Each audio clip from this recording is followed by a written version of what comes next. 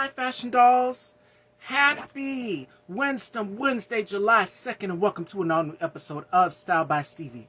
Our very special guest today is an American actor, and you might have seen him on shows such as All American on the CW and Countdown. Without further ado, let's welcome the incredibly talented, handsome, the amazing Merrick McCartha to the Dollhouse, ladies and gentlemen.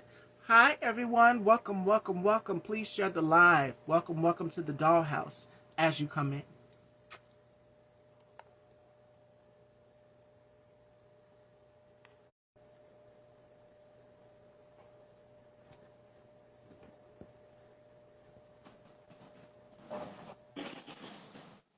Hello. Hello. Hello. Can you hear me Welcome to okay? the dog. I can hear you perfectly. Great. Perfect. Welcome to the dollhouse. It is such a pleasure to have you here. Happy Absolutely. 2025 and very handsome. Thank you. You said I got to glam up. This is kind I of. surely did. I sure did. I don't know if you guys can see my train, but I actually have two of them over here, so that's why I'm sitting down. All right. So before we get into this interview, how has the year 2025 been for you thus far? Thus far, it's been pretty good. On the professional side, I really can't complain. Yes. Amazing, prosperous, and I discussed this with my guest yesterday, Derek Muhammad, about how 2025 was the year of yes and how things were coming to fruition for each and every one of us. I like to create vision boards, and it's like almost every day I do a mental checklist of everything that I've completed on the board. And it's just Mhm. like, okay, what else do I want to work on more? What else can I do more in my career? So Yeah. for a lot of us, I must say this is the year of it. So create, create, create. All right. Now, let's get into the beginning of your journey. Now, you grew up in Detroit, Michigan, correct? That's correct. Okay, so tell us a little bit about your journey growing up in Detroit, Michigan as a young man with aspirations growing up to become an actor because you are a man who wears so many hats. You write, you produce, you direct, you act, you do it all. So tell us, what was it like growing up with you in Detroit, Uh, Michigan? sure. I grew up, middle class, blue collar family. My parents lived in the projects when they were kids, and my dad went to the service. And after a couple years out of the service, he bought a house in a nice neighborhood. So it was fortunate for us. And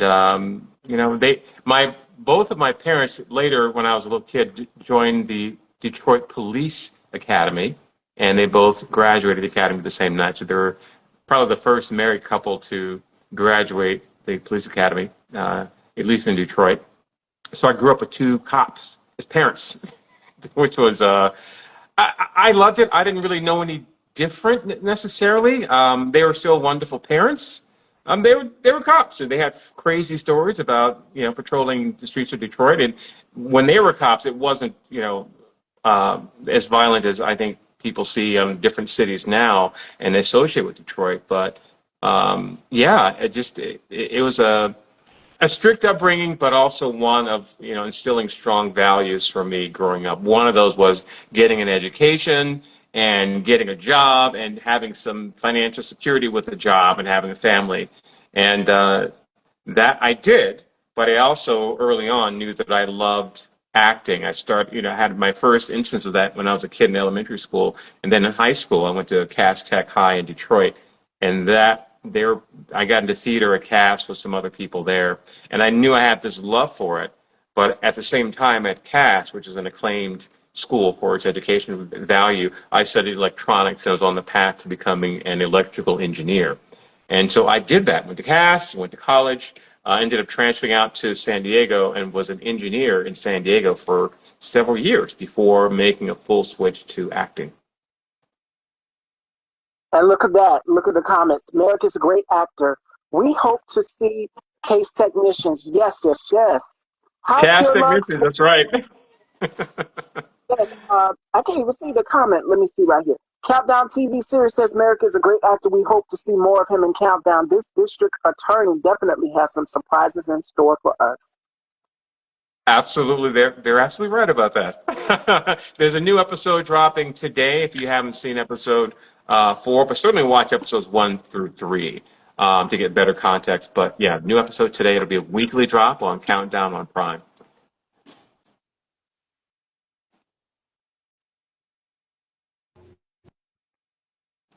But I Where think we're at. what's that?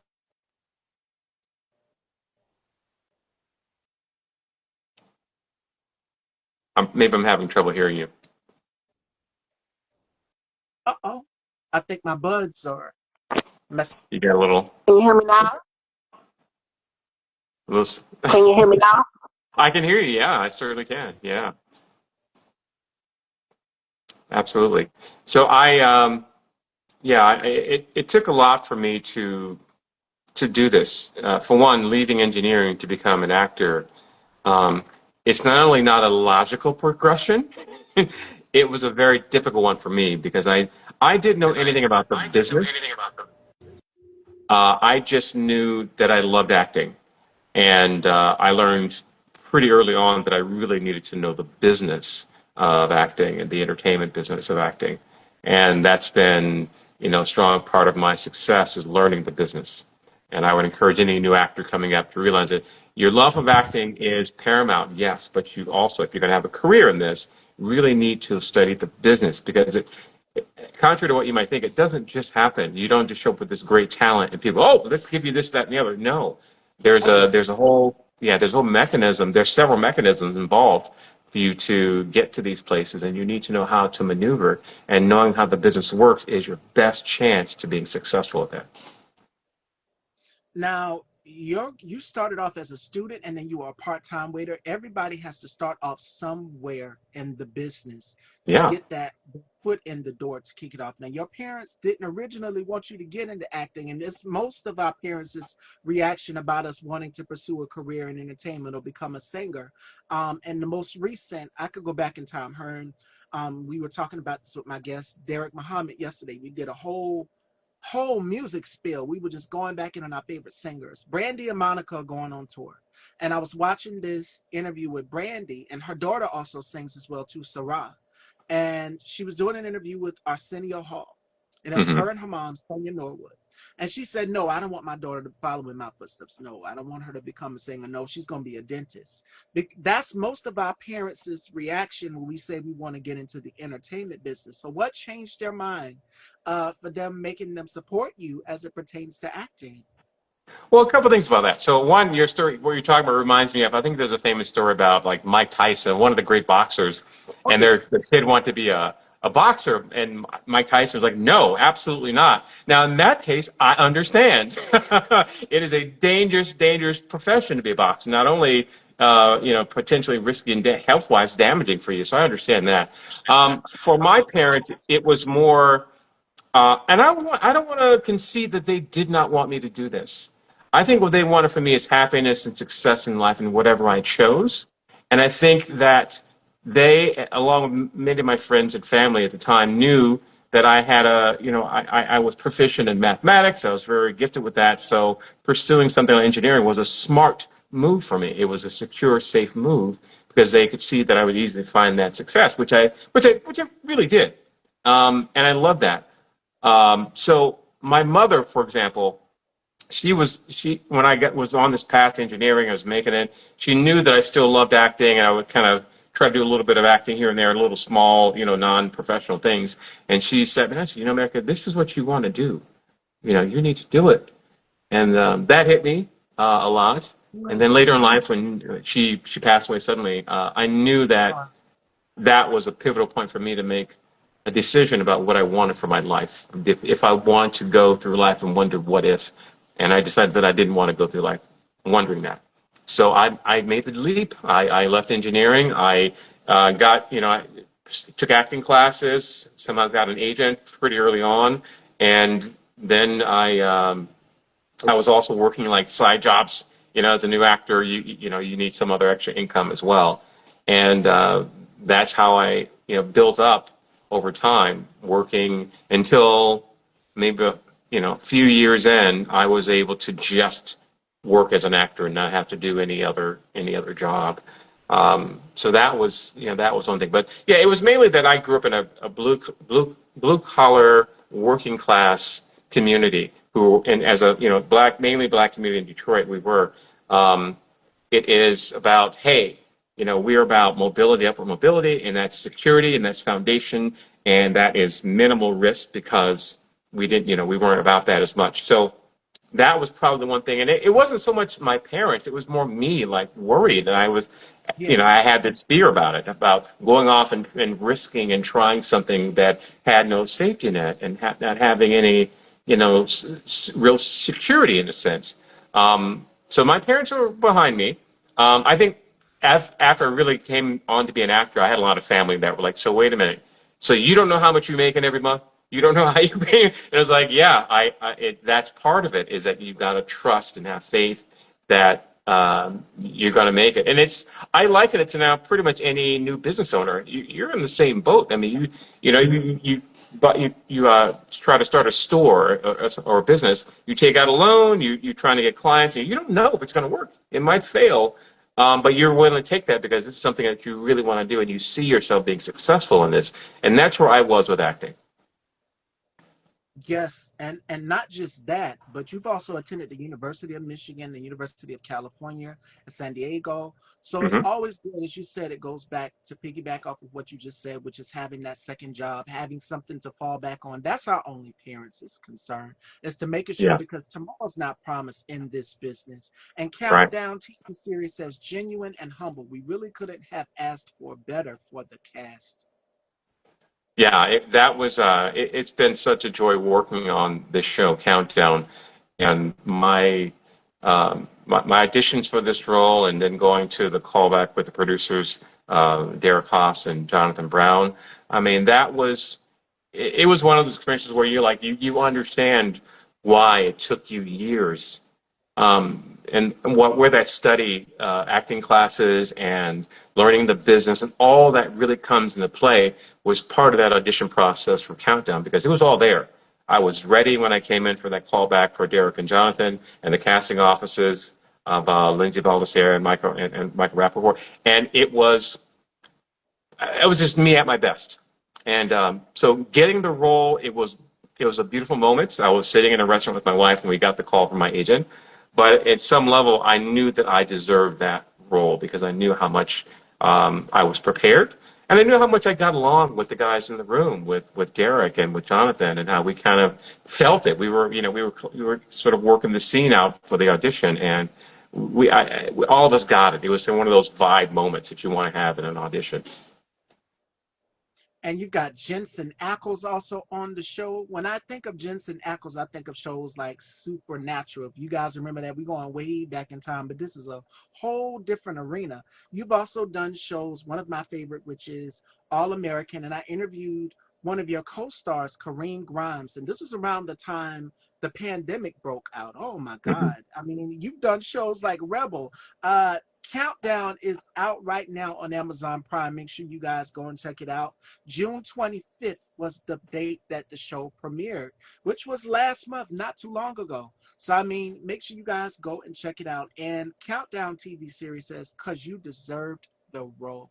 How does that make you Thank you. Yeah, I appreciate that. And it was, working on set. And it's funny thing about Jensen Ackles. So I met him on set the first time. Really gracious, really nice guy for such a huge TV star as he is, and a wonderful actor. Yeah, I mean, he did another show before Supernatural, and Supernatural just blew up, and he did that for many years. And then he was on The Boys. And he's also done some recurring role on Tracker. So he's been this big star. And when I finally was able to announce that I was going to be in this show Countdown, normally when I announce I'm going to be on a show, my friends are, "Oh, congratulations, Merrick. We look forward to seeing you on the show. We're rooting for you always." But this time, when I announced that I was going to be on Countdown, apparently they looked up the show, and every response to the first few lines were like, "Jensen Ackles!" Everybody was a big fan. So, I think he definitely carries a lot of weight in the show, and he certainly carries the show well as the main lead action star. along with Eric Dane, who I have a lot of my scenes with. Oh yeah. And working with these guys is just it's monumental for me. You've also done Criminal Minds. When I think of Criminal Minds, I think of Aisha Tyler. I think of Shamar Moore on the Mhm. show as well too. So, I mean, the list goes on and on, going down your catalog, your resume of work. So, which show resonates with you in some sort of way the most? That would be my next question. Hmm. Other than this one, because this one it was like this was the first project that I've been on television where I really got to I don't say like a tour de force, but like show a bit of range and this complex character that is D.A. Volwell. And that was something, that was a gift from Derek. And so I really enjoyed that. Prior to that, I would have said the most pivotal show or monumental or impactful show for me, I did an episode of 911. Angela So the Bassett. episode, Yes. yes, yes. So the episode I was in, I was playing this big time police chief that came to the police station, and the episode, my first scene I shot was with Angela Bassett and Dawn Lewis.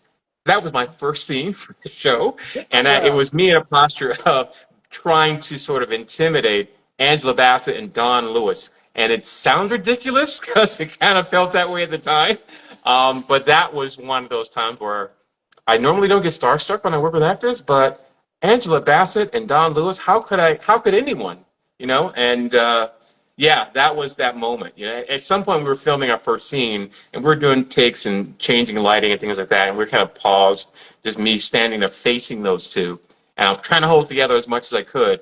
And at one point, I was like, I broke down. I said, "Listen, I have to tell you, it is an honor to be working with both of you, wonderful women, wonderful actors." And they were very conciliatory to me, and they were very thankful as well. So that was a highlight of my career at the time. Yeah. I mean, how could you not? You got Jaleesa and you've Right. got Tina Turner right there in the same room, a different Right. world. And what's love? I mean, how could you not? But I mean, How could you not? had prolific careers. And another woman who's had a prolific career, a very special shout out. I don't know if she's still here. She just came in. Ladies and gentlemen, the Yoni House. She is Angel Grant, and she was signed by Jimmy Jam and Terry Lewis. And Jimmy Jam and Terry Lewis has worked with who? Who do we know? Janet Jackson. So please make sure you guys go and check out the Yoni House. Angel Grant was signed by Terry Lewis and Jimmy Jam, Wow. and her album went platinum. Make sure you guys, we did an interview together, so y'all please go and check her out. Support the Yeah. show. Yeah. Congratulations. Yeah. Absolutely. Girl, great interview, and we had such a good time. So I had Yeah. to showing me so much love. Okay, now Merrick, for you, yeah, as you go back and you look through your career from beginning to end, growing up in Michigan, in Detroit, Michigan, from then Mhm. to now, what would you go back in time and tell yourself as a young actor growing up, getting into the business, getting your feet wet, and then having that your parents there to mold you into the man that you are today? What would you go back Mhm. in time and tell yourself, to that little boy in Detroit, Michigan? Ooh, I think growing up, and most kids have a sense of anxiety about life, and I Oh yeah. did anyway. This anxiety about what I was going to be when I grew up, all that stuff. And I think I would have told myself to enjoy all this. You know, as hard as it might seem sometimes, really take it all in because it will be your greatest strength down the line. All the stuff that you're going through now, go through it and persevere, but realize that all this stuff, whether it feels good or bad for you right now, these experiences will be your greatest strength down the line. Uh, That's probably what I think I would say most. Yes. And it's a lot of people that are looking to come up in this industry, in this business, to become actors, and they're not grounded. Your Mhm. parents were there to ground you along the way. And my heart goes to you for losing your mom. My mom is still here, alive and living, and I'm still fighting with her, not fighting with her arguing, but, fighting with her as far as her health, making sure that she's good and she has everything she needs. And she looked at me, she says, I'm so proud of you. And I told her, I do what I do for you. I do this for you. You are the inspiration for this platform. So everyone wants to Mhm. know, where did Style by Stevie come from? That woman right there, she's the inspiration from it. She's a strong woman who raised a strong woman, me. And I'm thankful to have a voice in this platform. because that's one thing my mother has taught me. And I have 4 brothers and 2 sisters. Everybody has their own personality. I come from a pretty big family, and it's different. Some of my siblings are elsewhere. I have a sister in New York. One of my sisters, unfortunately, she passed. June 29th would have been her birthday, so it's very significant for me. But I have 4 brothers living. One is in North Carolina, one is in New York, Mm. and one is in Charleston. One is down here close to me, so he's like 25 minutes away. So everybody has their own personality. That is one thing that my mother was firm about. Making sure that you stay true to who you are, remain humble, and Exactly. make sure that you are staying aligned. You know, for anybody, if you're a spiritual believer, she would always tell us, she said, put God first in everything you do. Don't ever forget where you came from. My grandmother, who is 80 years old, Merrick, she's still alive and living. And that is Whew. something that she always says to me till this day. And I'm Yeah. thankful to have her. She's watching the show. She watches my interviews. Wow. And that's the Nice. scary part, because I'm like, oh my God. Now, you've seen me grow up, but to see me, as an adult, have these conversations with my guests, it's like, oh my God, I want y'all to know all my business. Like when we growing up, we were told to go outside and play with the kids, but it's Right. different now. It is completely different now, coming into your own, what your parents have taught you. What are some Yeah. of the life lessons that your parents have taught you as a man, growing up as a young boy in Detroit, Michigan? What are some of the life lessons that your mom has taught you? I think the big thing is about, integrity and Mm, perseverance and really trying to achieve my goals.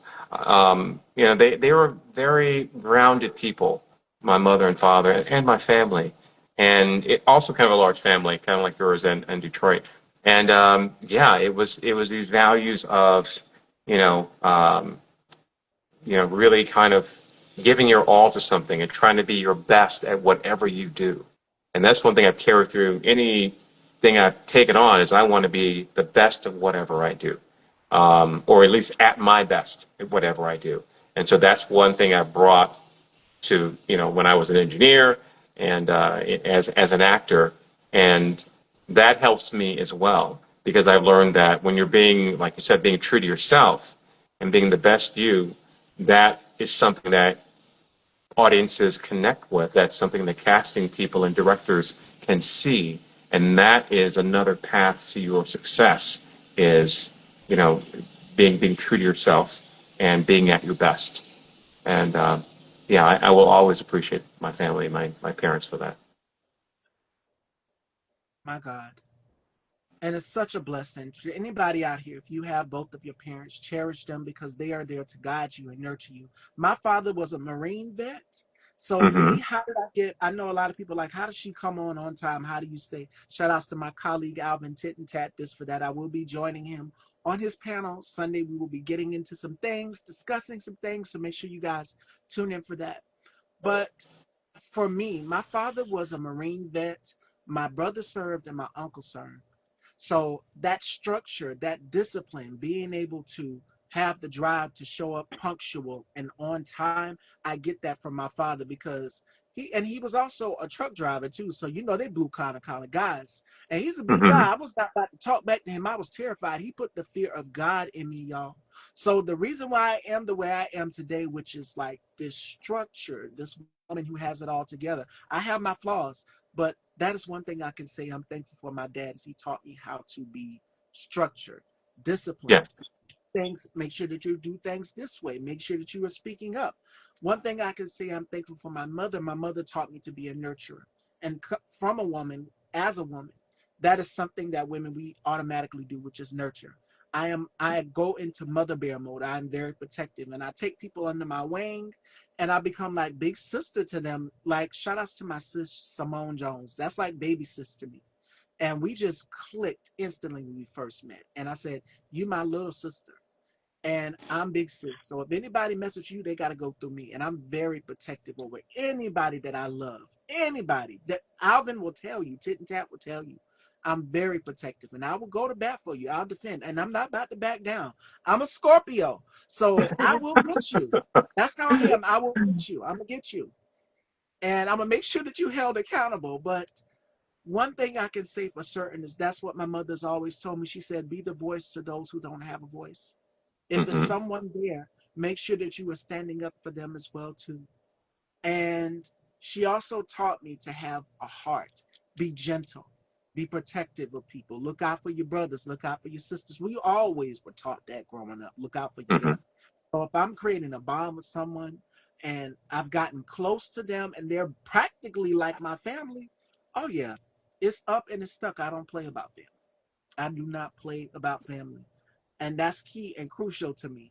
So CG Thomas says, Merrick, CG. Yeah, CG and I. CG is a great actor and producer. He produced a action film years and years ago that he invited me to be part of. And in that movie, I played a villainous gangster, basically, in the movie. And it was one of the funnest acting jobs I've done. And I also got to do a little martial arts with him because he's a top martial artist, a master in multiple forms of martial arts. And so that movie is called Blacklisted, which I believe is still available. I'm not sure if it's Prime or something or Amazon, but yeah, Blacklisted with C.G. Thomas, absolutely. make sure y'all go and check it out. Yeah. Blacklisted Function Dolls. And you've also not just film, but you were casted in the San Diego International Fringe Festival. You portrayed Deacon Avery Silver in Rebel, and this was by the late John Singleton. Of course, we know Boys in the Hood. We know Poetic Justice, all of his cult classic films. What was it Mhm. like? Snowfall, working alongside the late, great John Singleton. It was really brief with him. The director of the episode of Rebel I was in is the main person that cast me for that. That show starred Danielle Monet Truitt, who is now a regular on Law and Order. Um, it's the one with like a corporate crime, I think, or something like organized crime, Law and Order, organized crime. And she was a pleasure to work with, but that was like a solid. Um, experience for me because I got to really be super emotional in this moment in this episode of the show. Mm. I had to shed some tears. But yeah, John Singleton really left his mark on this industry, and he is Yes. definitely missed as a creator. And they're there's so much a part of the film industry right now that wouldn't be the way it is without John Singleton. So I was very very touched to be a part of one of his creations for that in my career. And I'll always cherish that.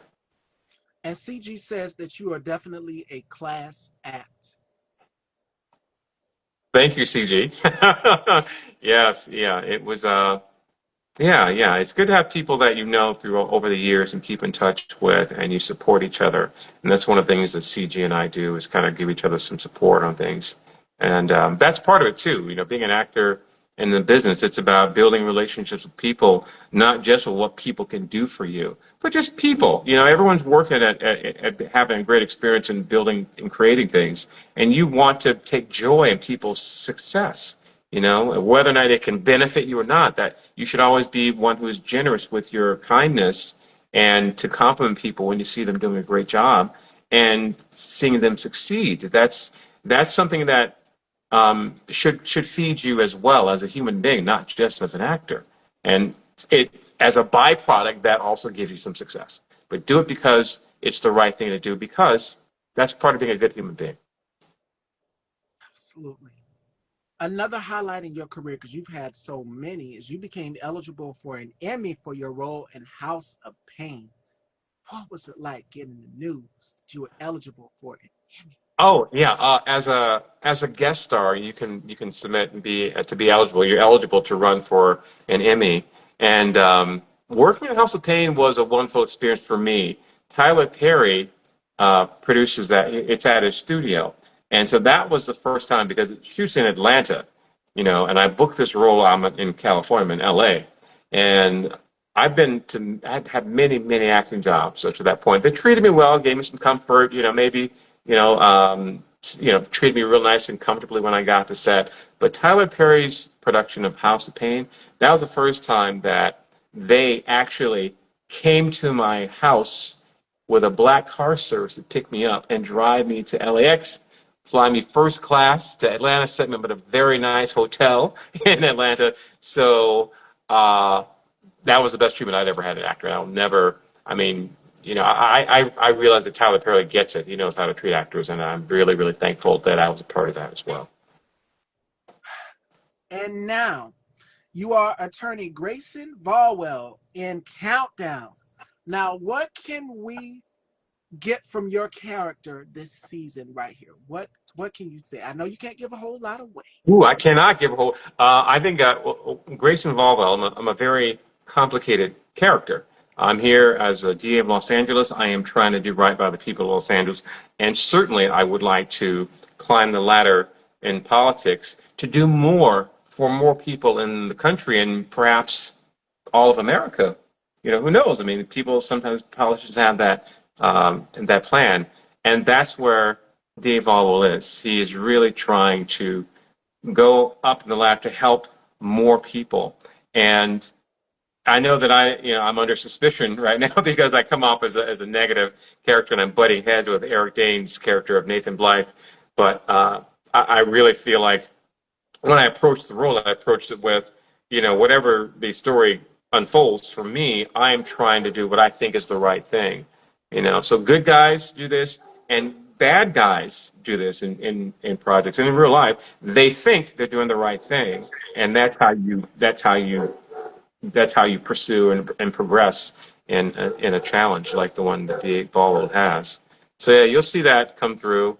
The suspicion is going to probably subside and then go up and subside. So you'll see a little bit of that, but I think the whole show is a fun ride, and I hope everyone enjoys it. All right, Countdown TV series, Amazon Prime. Make sure y'all go and check it out. But before we close out, Fashion Dolls, before I get to my segment where Merrick gets to ask me some questions, and then we're going to get into his 5 things he can't live without. It's been a minute since we've done that. What's next in the chapter for Merrick McCartha? I'm looking forward to this show continuing its success. We all have our fingers crossed for season 2 for a Countdown. Just because it's a great project and everyone behind it is just all wonderful, and we're all creatives and love working together.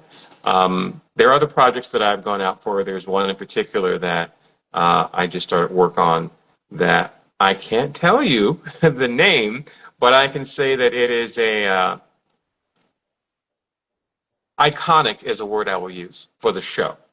So, I am beyond thrilled to be a part of it and to have them to make space for me with this new show coming out. And we'll see how it goes. There was a pilot that was just shot, and we'll see if it's picked up.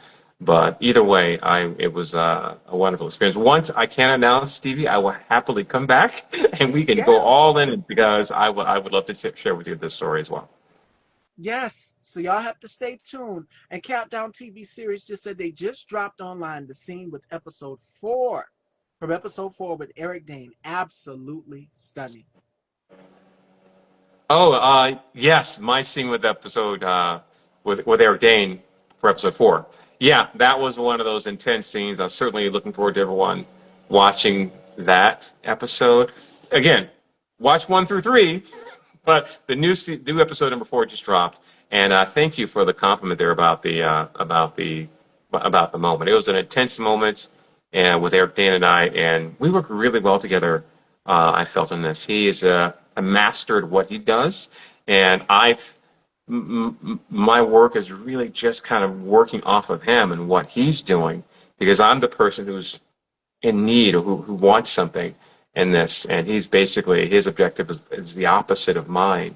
And so that's what makes acting fun for trained actors, is having that dynamic, and Eric Dane and I certainly had that. Y'all make sure y'all stay tuned. And I know Merrick can't give a whole lot away, but he will be back. I'm going to bring him back on the show so that we can get into it, what he's up to next, and Sure. what is going to happen with the Attorney General. So make sure y'all stay tuned for that. All right, Fashion Dolls, it is time to drive gears here. All right, so we're going to do some games with Merrick before we wrap. this amazing convo and interview. The first one is called The Rapid Five. And Merrick has to tell me 5 things that he can't live without. And most of my guests would tell me their favorite drink, their favorite music artist, what they like to binge watch, their guilty pleasures, basically. Wow. And then next segment is called Turn the Tables. And this is where my guests get to take the microphone from me and ask me questions. So Merrick will host the show in that segment, all right? So take it away, Merrick. What are 5 things that you can't live without? Huh. I can't live without my beautiful, amazing, and wonderful wife. I don't know if that counts as a thing, but that's one thing. I think of all my She'll our love it. kids, Yeah. our 2 dogs. We have dogs, a German Shepherd Lab mix, and a baby puppy, Great Dane, who's about 6 feet tall. He's standing up right now. She's still a puppy, and um, I can't live without my spaghetti. I've had this recipe for spaghetti that I learned growing up in Detroit that my mom taught me, and I make this as a family meal. Everyone loves it, and it's like one of my favorite meals to make, and I feel like I'm making it tonight. That's how much I love it, and I just can't live without having this meal available to me when I want to eat it. What else? Travel. I can't live without travel. Good travel. I had a bad travel experience recently, but traveling with my wife and just travel in general, I find exciting. I'm one of those people that generally enjoys going to the airport and waiting by the gate and the flight. I enjoy all that. It's a weird thing, but I enjoy the whole experience of travel and going off to see new things. And the process of doing that even is great for me. Yes. All right. Now I'm gonna go back to Yeah. spaghetti. When you Yes. said that first thing that is closer to my mind, because I that one of my guilty pleasures is pepperoni pizza. So I'm like, Okay. okay, uh, you got spaghetti and you got pizza. Close, because they both contain cheese. So it doesn't matter. But pepperoni pizza is my guilty pleasure. We are Italian. We love spaghetti too. Me too. And my dad does it New York style with the but he uses Hillshire sausages, and here it hmm is. He cuts them up. hmm The special way he does hmm it, I don't know how he does it, but he does it New York style because he is originally from New York. So, yes. All right. Well, I do my spaghetti Detroit style. And I will tell you that if you ever come to my house and have some, but I'm not disclosing this in the public. I don't know what you're trying to do to me, Stevie. But this is a Detroit style recipe, and it is different than what you find at most spaghettis. All right, all right. And I'll take the offer, definitely. All right, fashion dolls. I'm going to pass the mic on down to Merrick here. Merrick is going to ask me some questions. Whatever for my new viewers you're curious to know, you'll find out about me through Merrick's questions. All right? So take it away. Mm. Absolutely. And Stevie, thanks for joining us today. Stevie, one thing I know about you is that you are a fan of glam, and you use that word, and you kind of profess this as something to be able to do and create for yourself. So can you define what glam means for the audience? Glam to me means when I think of glam, I think of Dorothy Dandridge. I think of Grace Jones. I think of Hmm. over the top, just beauty in general, as far as your makeup, as far as your aesthetic. Like Mhm. today is vintage glam. You can tell from my hair to, I don't know if you guys can see it, but it's a snake on my necklace. I don't do snakes at all. I'm terrified of them, but I said only for fashion because it went with the gown. The gown is called Here for the Drama, and the train is extremely long, which is why I'm sitting down because I'm not trying to fall. I had a malfunction before where I literally fell before the interview. The cameras were off though. Y'all couldn't see it. So, Okay. but glam to me means doing things that are typically out of your norm you wouldn't do in an everyday life. You know, like when I'm home, I'm in a romper or a play suit, some of the sort, or a t-shirt and some shorts. But for the show, I said I gotta go all out. It has to be the image. But when it's my downtime, when I'm not in Miss Stevie mode or glam mode, it's t-shirt and shorts or either a romper with a hood on the back or a onesie, as they would say. Yes. So you have a very beautiful, unique look for yourself, and this is something you've created. And I wanted to ask you, how do you develop this? Is it something that it's through experimentation, or did you fashion this off of someone else? I mean, what's your muse for this look, this image that you project? Damn, Alvin, he got me. He got me, Alvin. Because I got that from somebody before. LaTroy asked me in other words, who was your inspiration? I would have to say my grandmother, my father's Mhm. mom. She Mhm. dressed with such class. She wore pearls. And I go back to some of my childhood photos, the way my mom, because my mom would dress me and my sister almost alike. But she would have a dress form. I would have somewhat like a suit, but my mom knew our style and it was like it was in sync. And then as I grew up, my assistant principal, shout outs to her, she taught me so much about couture fashion, which is like a whole nother world. Because when I was I'm giving my age away. It was Aeropostale, it was South Pole, it was all of these brands that we grew up knowing and Oh, I loving. know that period. Yeah. Yeah. So in the '06, '08 era, that was it. But as I graduated from high school, I said I got to take it to another level. It's got to be Mhm. something. It's got to be something different. I was a bit of a tomboy when I started this platform, but I said, if you are going Interesting. to push the envelope for fashion, you have Mhm. to step outside of your norm and do things you're not comfortable doing. Now you can't keep me out of a dress. You can't keep me from exposing the legs, the anything. And my mom will look at some of the pictures and be like, "My gosh, girl, that dress is short, or that skirt is short." Can't keep me out of a midriff. So I'm always changing up. Style should be eclectic. And I Mm. would say my grandmother's been an inspiration, but if you go back in time, Pam Grier has been one of my inspirations. If Oh, you go back yeah. in time, Grace Jones, today's look was kind of modeled after Diane Carroll off of Dynasty. So I wanted Mm. something different. I wanted something Yeah. classic. Dominique Devereaux, if you watch Dynasty, she showed him with her fur and everything, but I said it's too hot for fur. So I would take a page from Diane Carroll's playbook and do a nice, classy black gown, evening gown. So definitely, another one of my style influences is Victoria Beckham. Love her. Of Mhm. course, Beyonce. Mhm. I would Mhm. have to say also Zendaya. Zendaya plays by her own rules. Hmm. Rihanna's a badass, so is another one too. So yeah. Yeah. Yeah. Love it. Love it. Well, you've done very well. And again, it looks fantastic. And, I think have you thought about perhaps doing sort of, I don't say a speaking tour, lecturing tour, just for women or anyone in general that wants to kind of develop themselves into their own look and bring out the features they want to bring out when they want to glam it up like you. Is there something you maybe thought about writing a book? I mean, there's so many ways you could approach this. What do you think? I would love to. I've seen stylists who have dressed some of the greats from Zendaya to Beyonce, Ty Hunter, who's worked with Beyonce, and then La Roche, who's worked with Zendaya. They came out with books.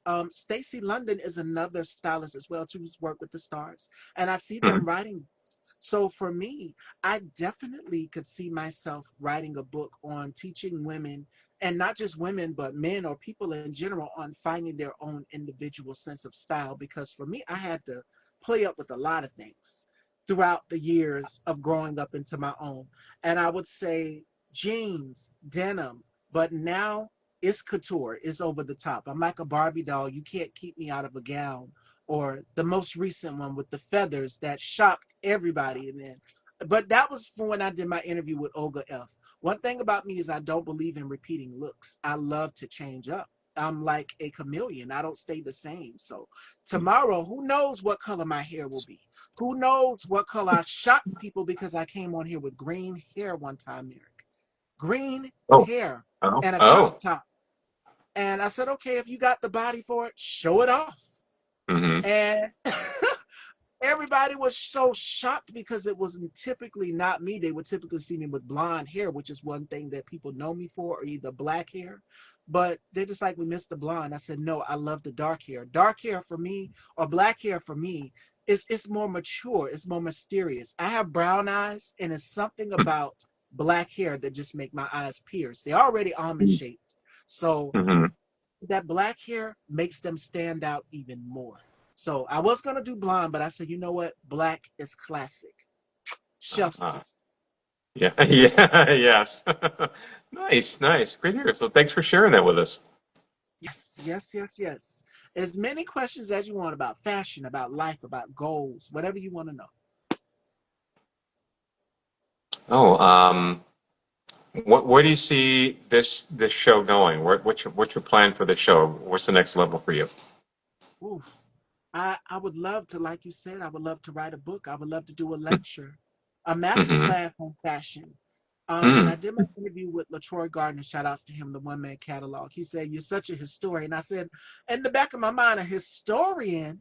I had to learn from my assistant principal. Like, she came in with this big, thick, and Merrick, when I tell you, Vogue always comes out with the big, thick issues when it's around New York Fashion Week, which is around the fall of September or what. Am I right, y'all? So when she came in, I'm sitting there doodling at the table, and she tapped me. She said, "I'm gonna bring you some Vogues tomorrow." The next day, I'm thinking that it's just, because I've seen Vogue magazine in Walmart or wherever on the stand where the magazine racks are. The book was this thick. It had 800 pages of fashion in it. My mind was Mm. to how it is right now. And I Mm. was like, I've never seen this much fashion in my entire life. The only labels that I grew up knowing was TJ Maxx, South Pole. But this woman, who's also in the South Carolina area, by the way, opened the door to me to fashion I would have never been explored to designers like Valentino, Terry Mm. McGuire, who is one of my favorites. Mm. Another designer that I absolutely love is Oscar de la Renta. Mm-hmm. And Mm-hmm. Saint Laurent, at the time it was Yves Saint Laurent. So she opened this door to me to so many fashion designers that I've never been exposed to. And she said, "No, no, darling, that's not how you pronounce the designer name. You pronounce it like this. It's Lake of Pan." And I was like, "Yes, ma'am." It was sort of like the Princess Diaries, a Princess Diaries moment where you're learning how to pronounce and say the designer's names correctly. And Yes. the showcases, went to the shows. She taught me my dad grew up in New York, so he taught me about the Garment District and Mm-hmm. Greenwich Village and how the designers would do their showcasing back in the day because Mm-hmm. he grew up in like the 70s and the 80s era. So everything was back then. It would be a private showroom for just the celebrities to see the designs and everything before they even hit the actual runway or did a show. So Mm-hmm. I was privy to that information. The FIT, Fashion Institute of Technology, I wanted to attend that at the time. But I said the Mm-hmm. closest thing to it, because hair and fashion go together, was cosmetology. So I took up cosmetology while I was in high school, got my license, passed with flying colors, the practical and the theory part. Well, I didn't do so well the first time, but I went back and I took it a second time. And that just goes to show you, in faith, humanity restored. Like, you got this. And Mm-hmm. fashion was something that I wanted to major in, but my beauty school teacher said, she said, "I could see you in Paris. I could see you in Milan. I could see you in Venice over there doing your thing." She was like, "You in the right field, but I want you to go to fashion school." So I said, Mm. I wish I could. I wish we had a program for that, but cosmetology, hair and makeup are art. They are fashion because you can make a statement with it. Either way. So yeah. Excellent. Yeah, that sounds really exciting. Yes. A little long winded, but that's the truth. No, it's fine. So, fashion dolls, we've concluded the turn the table segment. Do we have any questions? Countdown TV says, "Merrick, the director says in one interview they let you choose some items to help build your character on set, like necklaces or other items. Did you ever pick something specific?" Um, hmm. In the wardrobe fitting process, there's some collaboration there. Yeah. Um, I think myself and the wardrobe team agreed that the DA of Los Angeles should be well dressed. So they went out and bought me some fine, like Hugo Boss suit. And it was like the tailored suits. And I'm hoping it didn't eat up too much of the countdown budget.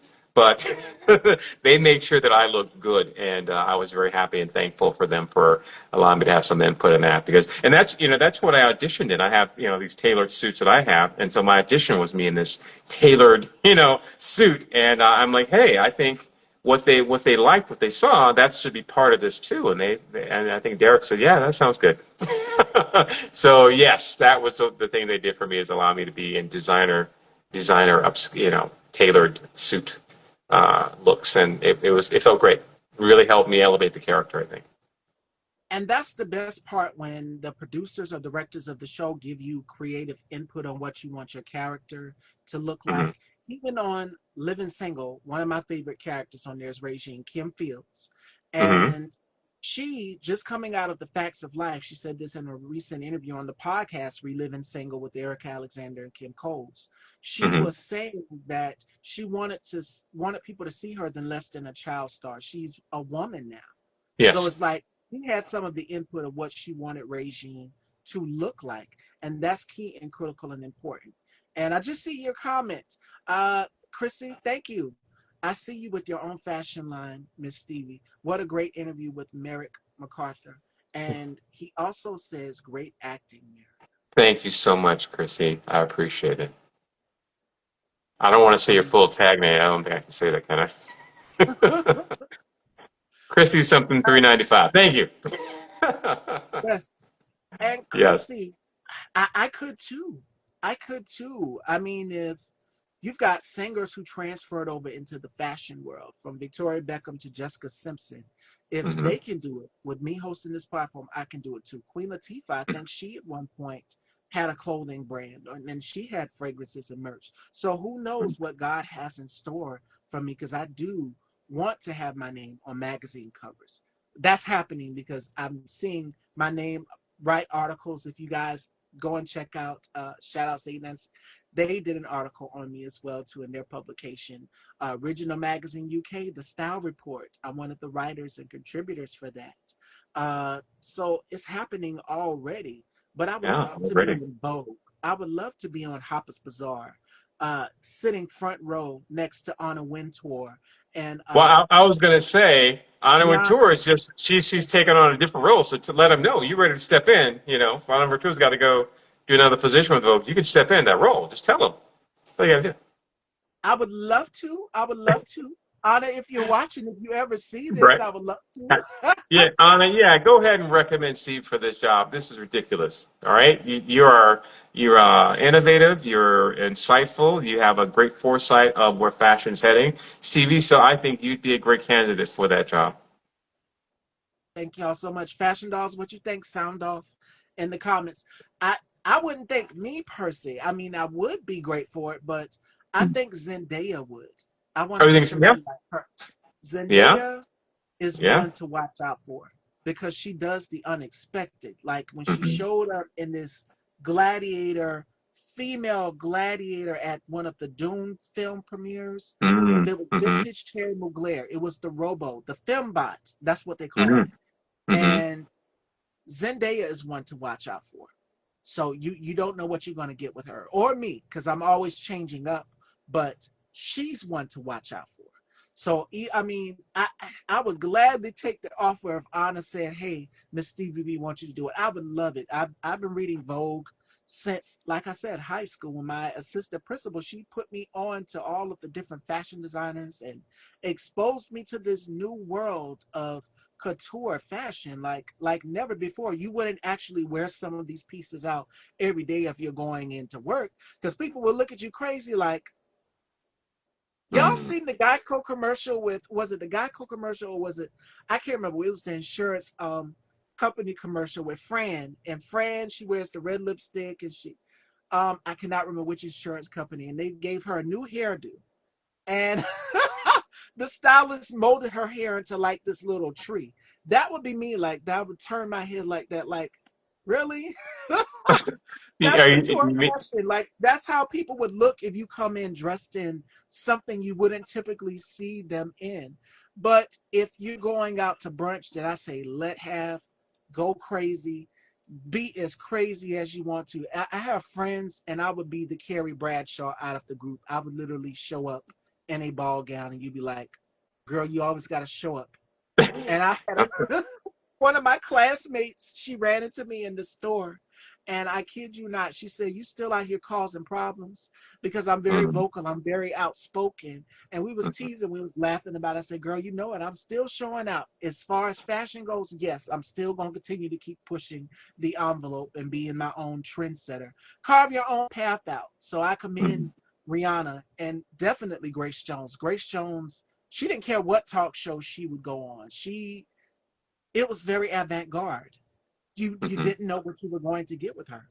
And the first action film that my father introduced me to that showcased black fashion and a woman Hmm. just being unapologetic and bold was View to a Kill, James Bond. And that's how I got introduced to Grace Jones. She was Mayday. And Isadine Alaya, the late Isadine Alaya, Hmm. designed some of the masterpieces for that film for her. And it custom to her body so beautifully because she was already tall, she was already thick, and she looked like me. The brown girl, there wasn't a lot of films that showcased the brown girl. So her and Pam Grier, and I can't forget Lola Falana as well too, and Diane Carroll. They were the ones that I saw growing up as it pertains to being unapologetic and being a woman and owning your femininity, owning your sensuality. These women exuded that. Dorothy Dandridge as well too. So yeah. But enough about that. We could talk. I could talk fashion all day. Hmm.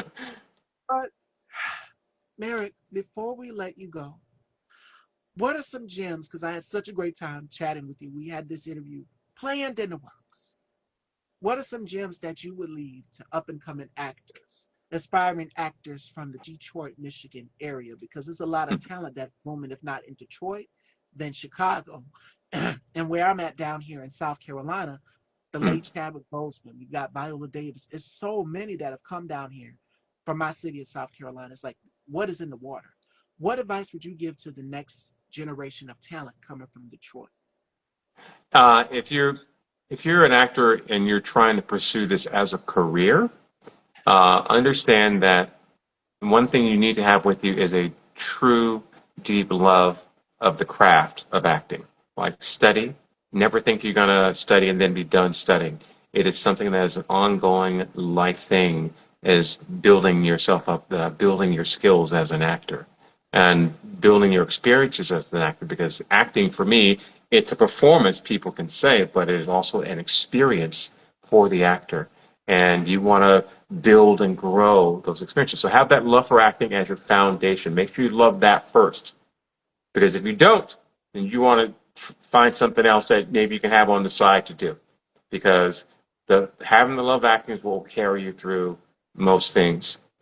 Second is you need to know the business of acting as a career. And you can't get far if all you have is your love of acting and not understanding the business. Because you'll fumble, you'll lose out to people who may not be as quote unquote talented as you are.